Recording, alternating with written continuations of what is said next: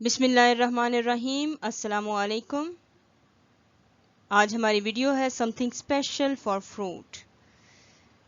سیکھتے رہنے کے لیے اس ویڈیو کو لائک کیجئے، دوستوں کے ساتھ شیئر کیجئے، چینل سبسکرائب کیجئے اور بچوں کی بہترین اصلاح کے لیے آخر میں دی گئی نصیحت کو ضرور سنیے اور بچوں کے ساتھ اس کو آزمائیے۔ پھلوں کے بارے میں ہم صرف اتنا سا جانتے ہیں کہ پھل ہماری صحت کے لیے بہت ضروری ہیں۔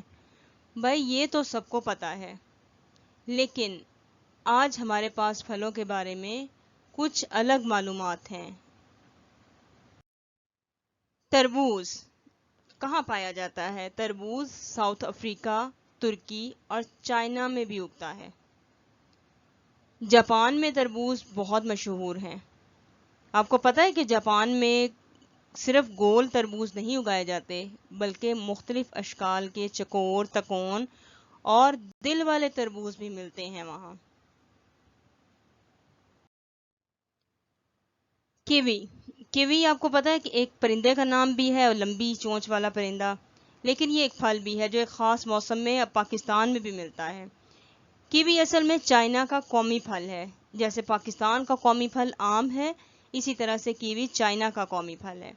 پہلے یہ صرف چائنا میں ہی اگتا تھا، لیکن اب اٹلی اور نیوزی لینڈ میں بھی اگایا جاتا ہے۔ آپ تصویر میں دیکھ سکتے ہیں کہ اس کی اوپر کی جلد جو ہے وہ آلو جیسے رنگ کی ہے اور آلو جیسی ہے، لیکن یہ اندر سے بہت نرم، خوبصورت اور میٹھا پھل ہے۔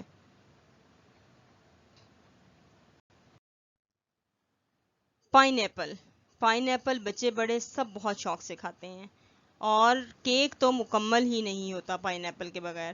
پائن ایپل بہت سے ملکوں میں پایا جاتا ہے، یا جن ملکوں میں نہیں اگتا ہے وہاں بھیج دیا جاتا ہے۔ آپ کو پتا ہے کہ ساؤتھ امریکہ میں پائن ایپل کے بہت سے پودے اگتے ہیں اور بہت زیادہ تعداد میں وہاں پر پایا جاتا ہے۔ فلپائن میں تو پائن ایپل کے پتوں سے کپڑے بھی بنائے جاتے ہیں۔ ہے نا مزے کی بات؟ ہمارے ملک میں کپاس سے کپڑے بنائے جاتے ہیں اور فلپائن میں پائن ایپل کے پتوں سے بھی کپڑے بنائے جاتے ہیں۔ جی تو اب آپ کی آزمائش کا وقت ہے، بوجھو تو جانیں۔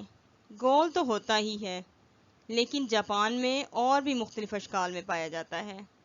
کون ہے وہ؟ میں چائنا کا قومی پھل ہوں۔ اچھا، کون سا پھل؟